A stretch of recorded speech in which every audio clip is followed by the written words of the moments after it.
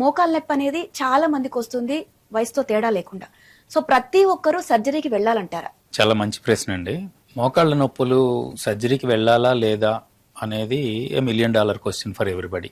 దీన్ని ప్రధానంగా 3 అంశాల మీద సైంటిఫిక్గా నిర్ధారణ చేయగలుగుతారు.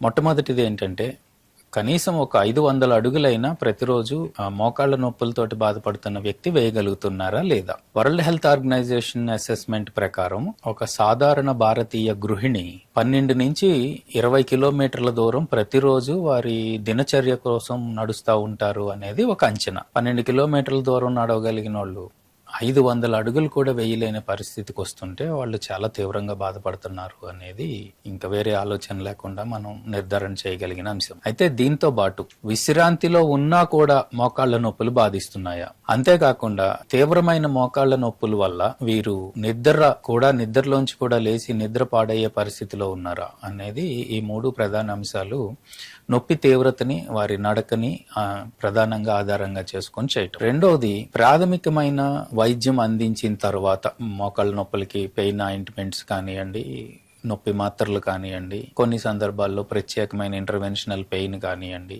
నీ బ్రేస్ కానివ్వండి, ఫిజియోథెరపీ కానివ్వండి, షుగర్ కంట్రోల్ చేయటం, వైటమిన్ డి, ఇలాగా అనేక కారణాలు మోకాళ్ళ నొప్పులకి కారణమవుతూ ఉంటాయి. అవన్నీ మనకి అవగాహనలో ఉన్నవి.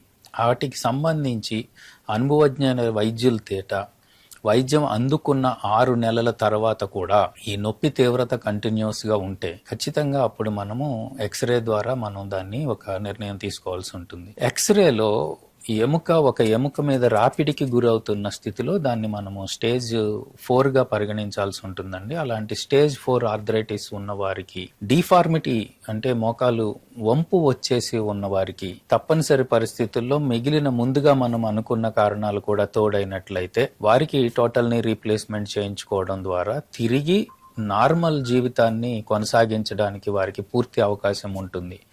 ఇలాంటి సందర్భాలు కాని వారికి ఒక 6 నెలలో, సంవత్సరం పాటో సాధారణ చికిత్సలో కూడా ప్రయోజనం కలగకపోతేనో, అసలు అడుగు వేయలేని పరిస్థితుల్లోనూ మాత్రమే నీ రీప్లేస్మెంట్ ని మనం గమనించాలి తప్ప మిగిలిన వరకు 195 మందికి నీ రీప్లేస్మెంట్ లేకుండానే ఎర్లీ స్టేజ్ లో గనక మనం ఐడెంటిఫై చేసుకున్నట్లయితే పూర్తి జీవితకాలం వారు యాక్టివ్ గా ఉండేదానికి ఇప్పుడున్న వైద్య విధానాలు, ఎక్సర్సైజు, న్యూట్రిషన్, లైఫ్ స్టైల్ లాంటివి ఖచ్చితంగా తోడ్పడతాయి. అలాగే డాక్టర్ గారు, చాలా చిన్న వయసులోనే మోకాళ్ళ నొప్పులు ఈ మధ్య కాలంలో చాలా మందికి వస్తున్నాయి. కారణాలు ఏంటంటారు? ఇది రోజు మా ప్రాక్టీస్ లో కూడా రోజు గమనిస్తూ ఉన్నామండి. ఇదివరకు మోకాళ్ళ నొప్పులు అంటే క్లాసికల్ డీజనరేటివ్ ఆర్థరైటిస్ అనే అంశాన్ని గనక మనం చెప్పినట్లయితే అది ప్రధానంగా ఒక 60 ఏళ్లు పైబడిన వారికి మాత్రమే ఉంటాయి అనేది సాధారణంగా లోకంలో మనం గమనించే విషయం. కానీ ఈ మధ్య మా ప్రాక్టీస్ లో 45 సంవత్సరాల వయసులో వారే తీవ్రమైన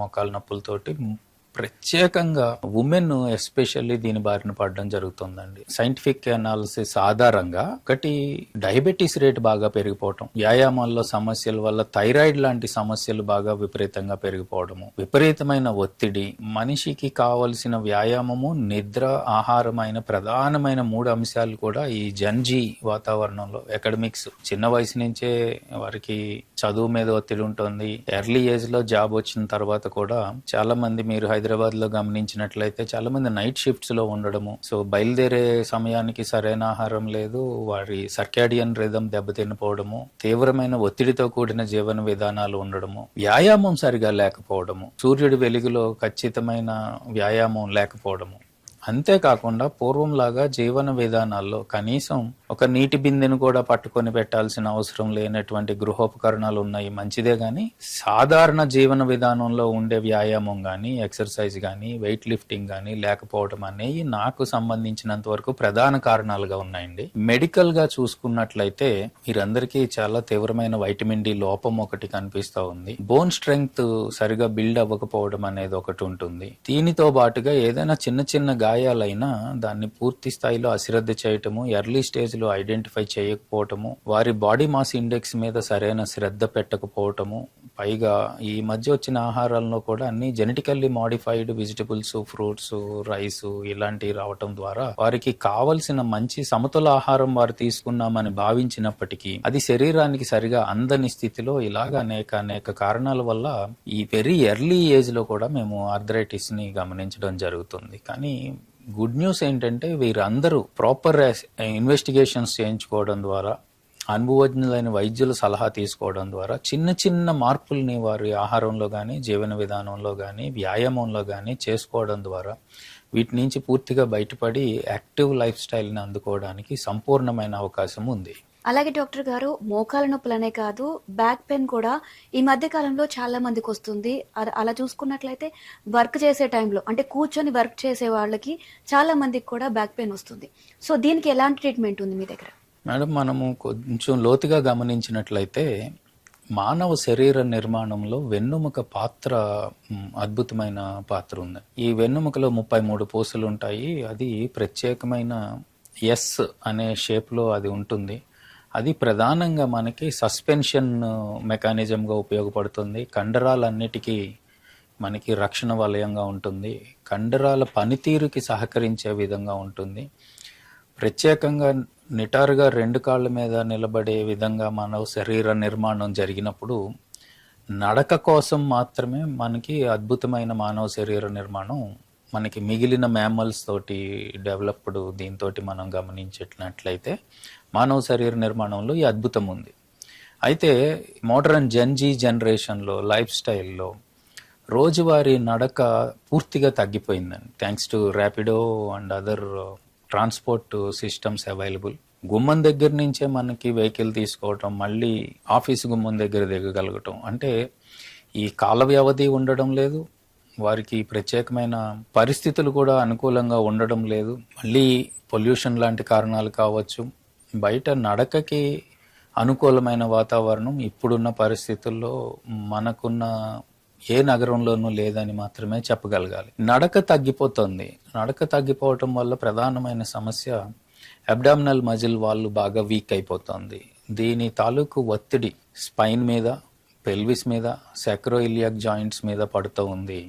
ఇది కంటిన్యూస్గా దశాబ్దాల తరబడి కొనసాగుతూ ఉంటే అక్కడున్న డిస్క్లో లోపాలు రావటం కానీ, ఆహారంలో లోపాల వల్ల vitamin D, B12, magnesium, calcium, zinc లాంటివి తగ్గిపోవడం కానీ, మైక్రోన్యూట్రియంట్ డెఫిషియన్సీ చాలా తీవ్రంగా చూడడం. మరొక ప్రధానమైన సమస్య లైఫ్ స్టైల్ డిసీజెస్ అండి. డయాబెటీస్, హైపర్ టెన్షన్, థైరాయిడ్ వంటివి కూడా చాలా ఎర్లీగా జాయిన్ అవ్వడము. అంతేకాకుండా తీవ్రమైన మానసిక ఒత్తిడికి కూడా వీళ్ళు గురి కావటము. ఇలాంటి కార్యక్రమాల వల్ల ఏమవుతుందంటే బోన్స్ అన్ని మెత్తగా అయ్యే పరిస్థితులు ఉన్నాయండి. బోన్ డెన్సిటీ తగ్గిపోతుంది, మజిల్ టోన్ తగ్గిపోతుంది, పోస్చర్ మారిపోతుంది. అన్నిటికన్నా ప్రధాన సమస్య ఏంటంటే 8 నుంచి 16 గంటల పాటు ఒకటే ప్లేస్లో కూర్చొని అబ్నార్మల్ బయోమెకానికల్ వర్క్ చేసుకోవాల్సిన పరిస్థితి కూడా ఇప్పుడున్న జనరేషన్ మీద తీవ్రంగా ఉండడం చేత హైడ్రోస్టాటిక్ ప్రెషర్, ఇంటర్వెర్టిబ్రల్ డిస్క్ల మీద కంటిన్యూస్గా ప్రెషర్ పడుతూ ఉంది. ఇవన్నీ డిస్క్ డ్యామేజ్ కారణమవుతున్నాయి. అక్కడి నుంచి నెర్వ్ రూట్స్ మీద ఇబ్బంది ఉంటుంది, నెర్వ్స్ మీద ఇబ్బంది ఉంటుంది, బోన్స్ కూడా బరువు మొయ్యలేని పరిస్థితుల్లో ఉన్నాయి. ఈ అన్ని కారణాల వల్ల మజిల్స్ మీద తీవ్రమైన ఒత్తిడి, మజిల్ స్టిఫ్ అయిపోవడము, జాయింట్స్ మూవ్మెంట్ తగ్గిపోవడము, నార్మల్ రేంజ్కి అది వెళ్ళలేని పరిస్థితుల్లో చాలా తీవ్రమైన non specific lower back pain అంటామండి. దీనికి ఎక్కువగా గురి కాబడుతున్నారు. అయితే ఇందులో ఒక్క సంతోషకరమైన అంశం ఏంటంటే చాలా సివియర్ నాన్ స్పెసిఫిక్ లో బ్యాక్ పెయిన్ ఉన్నప్పటికీ నెర్వ్ డ్యామేజ్ తోటి వస్తున్న పేషెంట్స్ సంఖ్య మాత్రం తక్కువగా ఉంది. ఇది ఒక్కటి మనం సంతోషించాల్సిన అంశం. అందుచేత దీన్ని ఎర్లీ స్టేజ్ లోనే మనం గుర్తించి దానికి తగ్గ చిన్న మార్పులు చేసుకుని, వ్యాయామం సరిగా చేసుకుని, ప్రాపర్ మజిల్ స్ట్రెచెస్ చేసుకుని, కోర్ స్ట్రెంగ్థనింగ్ కనుక పెంచుకుంటే డస్క్ జాబ్ చేసే వ్యక్తులందరూ కూడా చాలా హుషారుగా ఉంటారు. వారి కోసం ప్రత్యేకంగా నేను ఇచ్చే 3 ప్రధానమైన సూచనలు ఏమంటే, మీరు చైర్లో కూర్చుని 8-10 గంటలు పని చేయాల్సి ఉన్నా సరే ఖచ్చితంగా ఒక 45 నిమిషాలకు ఒక్కసారైనా చైర్లోంచి లెగిసి ఒక 4-5 నిమిషాల పాటు మీ చైర్ చుట్టూనే 4-5 అడుగులేయడం, లేదా టోస్ మీద నిలబడి మజిల్స్ని స్ట్రెచ్ చేసుకునే ప్రయత్నం చేయటము, 2 గంటలకు ఒక్కసారైనా ఒక గ్లాసు వాటర్ తాగి రావటము, మీ పక్కనే ఉన్న గ్లాస్ కాకుండా కొంచెం ఒక 15-20 అడుగుల దూరంలో వెళ్ళి అక్కడ ఉన్న నీరు నింపుకొని ఒక గ్లాసులో నీళ్లు తాగి మళ్ళీ తిరిగి వచ్చి కూర్చోవడము. 3-4 గంటలకు ఒక్కసారైనా సరే చల్లటి నీటితోటి కళ్ళను కడుక్కొని మెడ చుట్టూ ఉన్న కండరాల మీద ఒత్తిడి తగ్గించుకోవడం లాంటివి ఆఫీసులో చేయగలిగినవి అయితే, బస్సులో కానీ ట్రాన్స్పోర్ట్లో కానీ వెళ్ళగలిగిన వారు మీ ఆఫీస్కి కనీసం 15 నిమిషాల దూరంలోనే దిగిపోయి ఈ 15 నిమిషాల పాటైనా వాతావరణం అనుకూలంగా ఉన్నప్పుడు, పొల్యూషన్ లేనప్పుడు, నడకకి అనుకూలమైన ప్రాంతాలను మీరు ఎంచుకొని కనీసం ఉదయం సాయంత్రం కనీసం 15 నిమిషాల పాటైనా మినిమం నడక ఉండేదానికి ప్రయత్నం చేస్తే దీనివల్ల మనకి రెగ్యులర్ బ్లడ్ సర్క్యులేషన్ ఇంప్రూవ్ అవుతుందండి. ఫ్లూయిడ్ సప్లై ఉంటుంది. బోన్స్, మజిల్స్ లోడ్ తీసుకోవడానికి అలవాటు పడి ఉంటాయి. కంటిన్యూస్ లోడ్ ఇవ్వడం వల్ల ఆ బోన్స్ అన్ని బలంగా ఉండేదానికి అవకాశం ఉంది. మీరందరూ కూడా చాలా యాక్టివ్ లైఫ్ స్టైల్ ఎంజాయ్ చేయొచ్చు. దీనితో పాటు కనీసం 2-3 గంటల పాటైనా వారాంతాల్లోనైనా మీకు నచ్చినటువంటి స్పోర్ట్ ఏదైనా సెలెక్ట్ చేసుకుని సన్లైట్ లో ఆడడం అనేది కనుక ప్రయత్నం చేయగలిగినట్లయితే సైక్లింగ్ చేయొచ్చు, రన్నింగ్ చేయొచ్చు, అవకాశం ఉన్న వారికి స్విమ్మింగ్ చేయొచ్చు. అన్నిటికన్నా ఉత్తమమైంది ఈ స్లో జాగింగ్ లాంటివి చేయొచ్చు. ఇలాంటి కనీసం వారం మొత్తంలో 4-6 గంటల పాటు వ్యాయామాన్ని గనక మనము మినిమం గోల్ గా పెట్టుకోగలిగితే they will have phenomenal bone health and they will enjoy their active life style.